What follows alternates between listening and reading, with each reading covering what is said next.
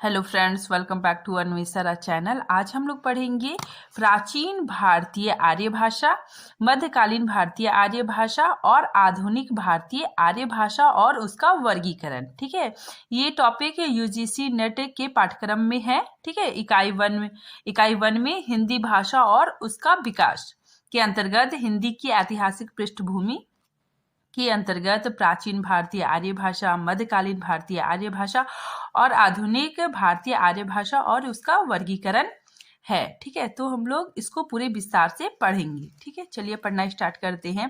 भारतीय आर्य भाषा का विकास। ठीक है, सबसे पहले हम लोग भारतीय आर्य भाषा का विकास देखेंगे।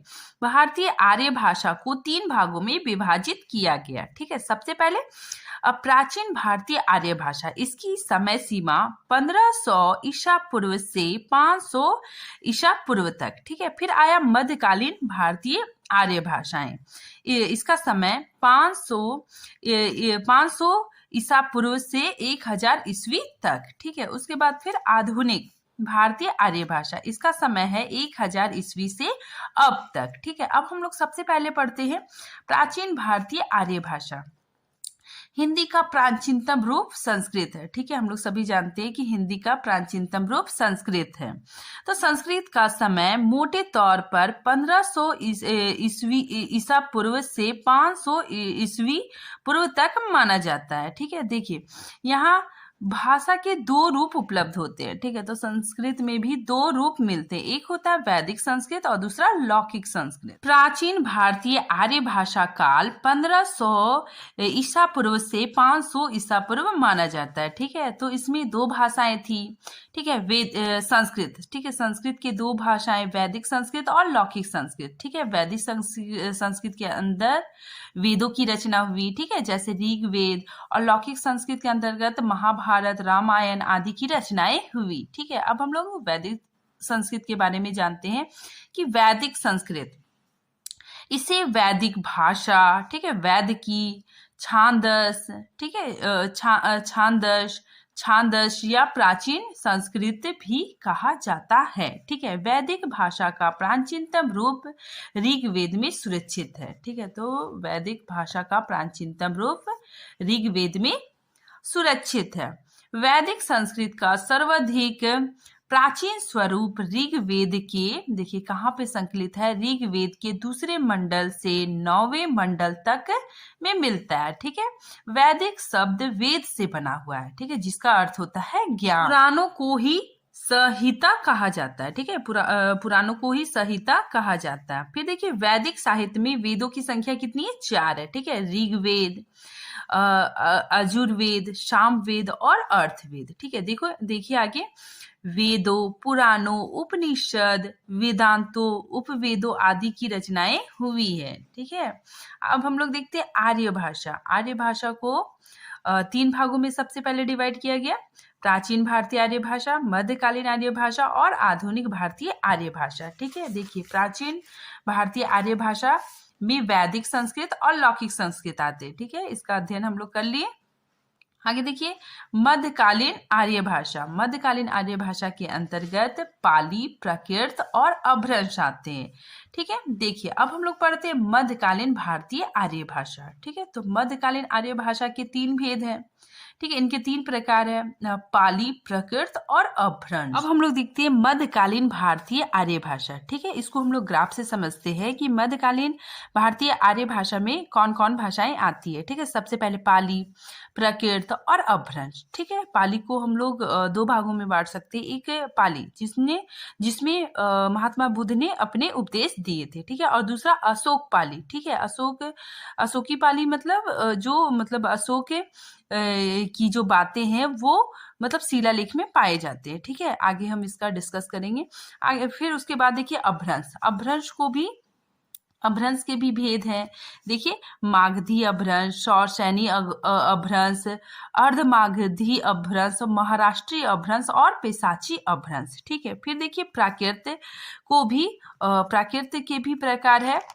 कौन कौन है? मागधी, सौरसैनी प्राकृत, अर्धमागधी प्राकृत, महाराष्ट्री प्राकृत और पैसाची प्राकृत। ठीक है, आगे देखिए, पाली का साहित्य दो भागों में देखने को मिलता है, ठीक है। एक गौतम बुद्ध ने उपदेश दिए, ठीक है, उसमें भी पाली का स्वरूप देखने को मिलता है, और एक जिसमें अशोक के शिलालेख प्राप्त होते हैं, उन शिलालेखों में जिन भाषा का प्रयोग होता है वह भी पाली है। हिंदी का विकास, ठीक है, हम लोग हिंदी का विकास क्रम देखते हैं।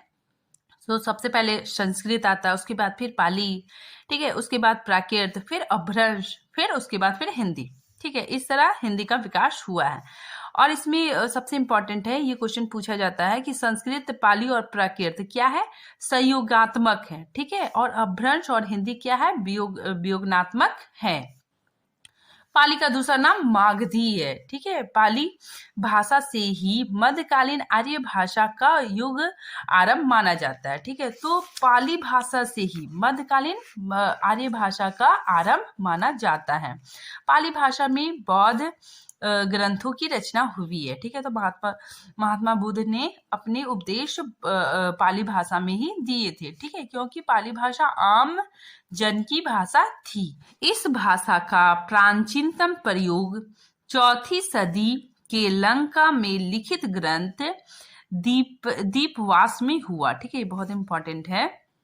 आगे देखिए, त्रिपिटक की रचना भी पाली भाषा में हुई, ठीक है। तो त्रिपिटक के अंतर्गत क्या क्या आ जाएगा, सूत पिटक, विनय पिटक और अभिधम पिटक, ठीक है। ये इंपॉर्टेंट क्वेश्चन है, देख लीजिएगा आप लोग। फिर है पाणिनि ने लौकिक संस्कृत का व्याकरण अष्टाध्यायी ग्रंथ की रचना की, ठीक है। लौकिक संस्कृत क्या होता है, सबसे पहले वैदिक संस्कृत आया, तो वैदिक संस्कृत में वेदों की रचना हुई, ठीक है, और वो बहुत ही क्लिष्ट थी, मतलब बहुत ही कठिन था, ठीक है। और लौकिक संस्कृत जो आम जनों की भाषा थी, ठीक है, तो लोग आम जन लौकिक संस्कृत का प्रयोग करते थे, तो लौकिक संस्कृत काफी प्रचलित हो गई। तो पाणिनि ने क्या किया, लौकिक संस्कृत का व्याकरण ग्रंथ की रचना की, ठीक है। तो उनके द्वारा रचित व्याकरण का नाम अष्टाध्यायी ग्रंथ है, ठीक है। अब हम लोग पढ़ते हैं पाली। पाली का नामकरण, भाषा, प्रदेश व वर्ण व्यवस्था, ठीक है। देखिए, पाली भाषा के नामकरण में अलग अलग विद्वानों ने अलग अलग मत दिए हैं, ठीक है। कुछ विद्वान का मानना है कि पाली पल्ली से निकला है। पल्ली का मतलब गांव से है, ठीक है। गांव की जो भाषा थी वह पल्ली भाषा थी, ठीक है। देखिए, कुछ लोग कहते हैं कि पाटलिपुत्र जिसे पटना के नाम से जाना जाता है, ठीक है। तो कुछ लोग मानते हैं कि यहाँ की भाषा है, ठीक है, पाटलिपुत्र की भाषा है, इसीलिए इसका नाम पाटिल से पाली रख दिया गया, ठीक है। और कुछ विद्वान ये मानते हैं कि पाली प्राकृत का तद्भव रूप है, ठीक है। देखिए, इसकी व्युत्पत्ति मतलब इसका उत्पत्ति पल्ली से पाली, फिर ग्रामीण भाषा मानी जाती है, ठीक है। अब पाली की ध्वनिगत विशेषताएं, ठीक है, पाली की ध्वनिगत विशेषताएं हम लोग देखते हैं। पाली में कचायन नाम के एक विद्वान थे, ठीक है। देखिए, एक विद्वान थे, इन्होंने एक ग्रंथ की रचना की, महाकचायन, ठीक है। देखिए, इनके अनुसार स्वरों की संख्या 8 मानी गई और व्यंजनों की संख्या 33 मानी गई, ठीक है। देखिए, कचायन ने महाकचायन नाम का ग्रंथ लिखा, ठीक है। और एक और विद्वान थे मोगलायन, ठीक है। इन्होंने भी व्याकरण की रचना की, ठीक है, जिसमें स्वरों की संख्या 10 थी और व्यंजन की संख्या 33 थी। पाली की व्याकरणिक विशेषताएं, ठीक है। पाली में 3 लिंग है, ठीक है, और 2 वचन पाए जाते हैं, ठीक है। लेकिन धीरे धीरे क्या होने लगा, लोप होने लग गया, ठीक है। जैसे नपुंसक लिंग का लोप हो गया, द्विवचन का भी लोप हो गया। पाली में सिर्फ एक वचन और बहुवचन पाए जाने लगे, जबकि संस्कृत में एक वचन, द्विवचन और बहुवचन है, लेकिन पाली में एक वचन और बहुवचन है, ठीक है। द्विवचन का लोप हो गया। नेक्स्ट देखिए, री और लिली, ठीक है, ये दोनों का भी समापन हो गया, ठीक है। आगे देखिए, ये तालव्य श और मूर्धन्य श के स्थान पर सिर्फ दंती सा का प्रयोग होने लग गया, ठीक है। विसर्ग का भी लोप हो गया पाली भाषा में, और व्यंजनांत के स्थान पे स्वरांत होने लगा, ठीक है। व्यंजनांत क्या होता है कि मतलब व्यंजन, व्यंजन से अंत होता है, ठीक है। ऐसा संस्कृत में होता था, लेकिन पाली में क्या होने लगा, स्वर में अंत होने लगा, ठीक है। इसमें देखिए, इसमें हलंत लगा हुआ है, जगत, ठीक है। जगत मतलब भी जगत होता है, तो पाली में जग बोला जाने लग गया, ठीक है। जैसे राजन, इसमें भी देखिए व्यंजन से अंत हो रहा है, ठीक है, लेकिन पाली में स्वर से अंत होने लग गया, ठीक है। आगे देखिए, या का सर्वाधिक प्रयोग, या का सर्वाधिक प्रयोग होने लग गया। संस्कृत में तत्सम शब्दों की प्रधानता थी, जबकि पाली में तद्भव और देशज शब्द ज्यादा प्रयोग होने लगी। हम लोग प्राकृत के बारे में पढ़ेंगे, ठीक है। देखिए, सबसे पहले प्राकृत का जो समय सीमा है वो 1 ईस्वी से 500 ईस्वी तक मानी जाती है, ठीक है। और जैन साहित्य जो मिलते हैं वो प्राकृत भाषा में ही मिलते हैं, ठीक है। अब देखिए, प्राकृत के भेद, ठीक है। प्राकृत के 6 भेद होते हैं, ठीक है। सौरसैनी प्राकृत, पैसाची प्राकृत, राष्ट्रीय प्राकृत, पैसाची प्राकृत और अर्धमागधी प्राकृत और मागधी प्राकृत, ठीक है। अब देखते हैं, प्राकृत का पाणिनि किसे माना जाता है, हेमचंद को, ठीक है।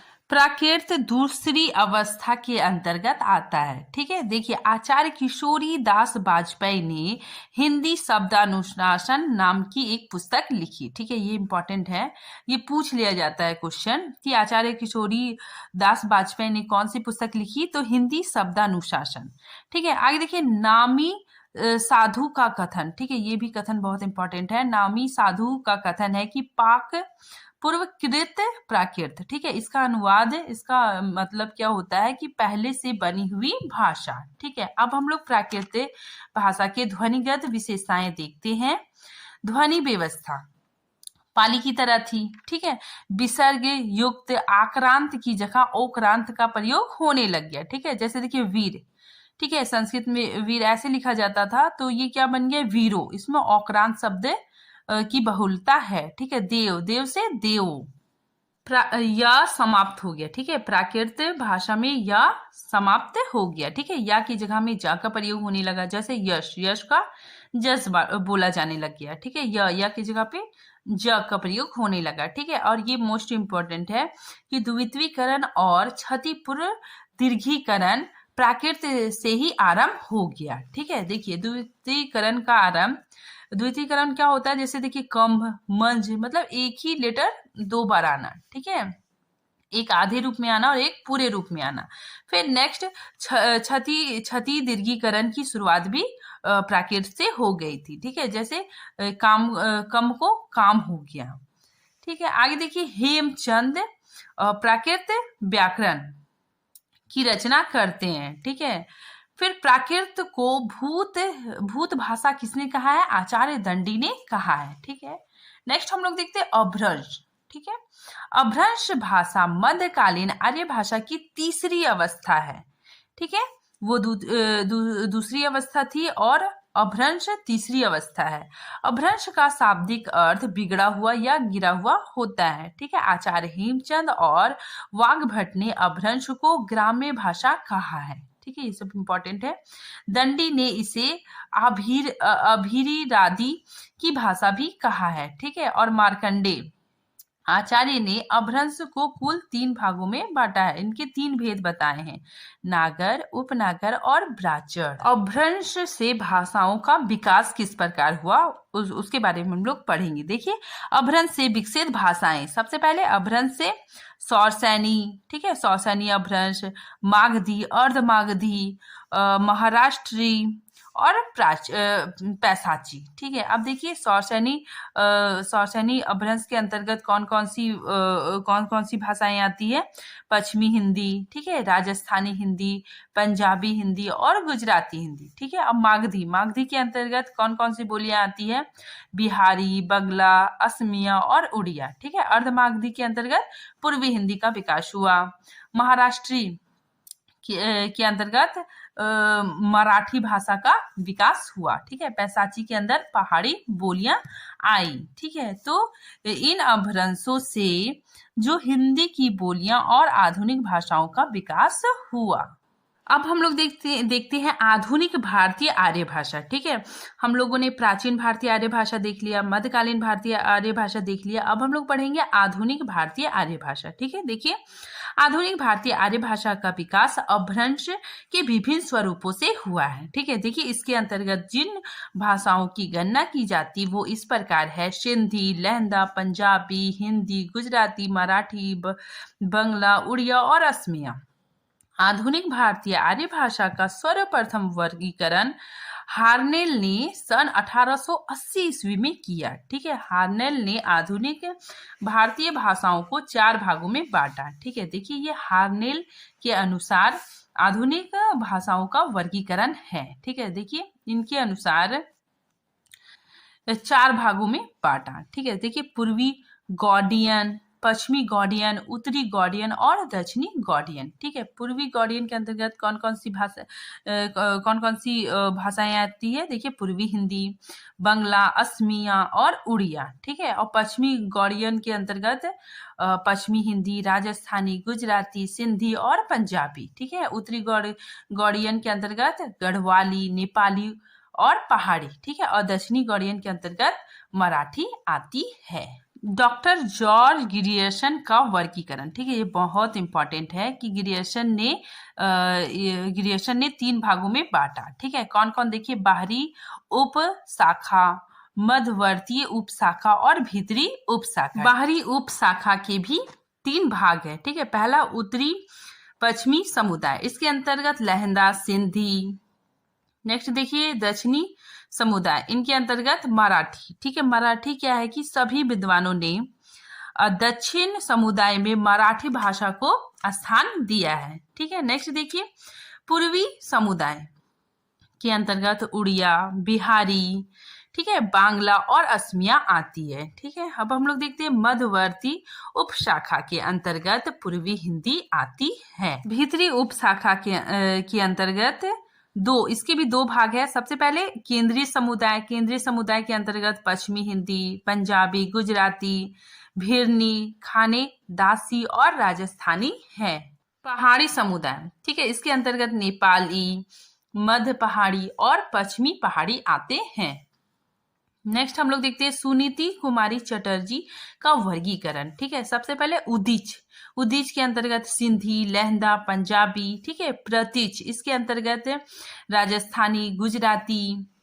नेक्स्ट देखिए मध्य देशीय के अंतर्गत पश्चिमी हिंदी।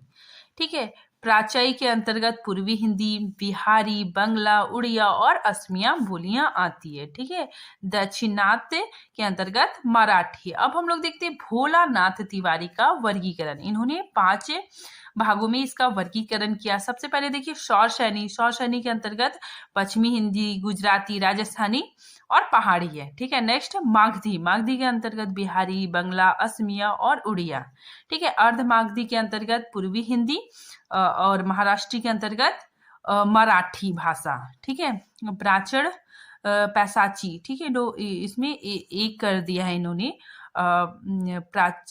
ब्राचड़ पैसाची के अंतर्गत सिंधी, लहंदा और पंजाबी। भोलानाथ तिवारी का वर्गीकरण हम लोग ग्राफ के माध्यम से भी जान सकते हैं कि आधुनिक भारतीय आर्य भाषा के अंतर्गत देखिए सौरसैनी के अंतर्गत पश्चिमी हिंदी, राजस्थानी, पहाड़ी, गुजराती आ गया।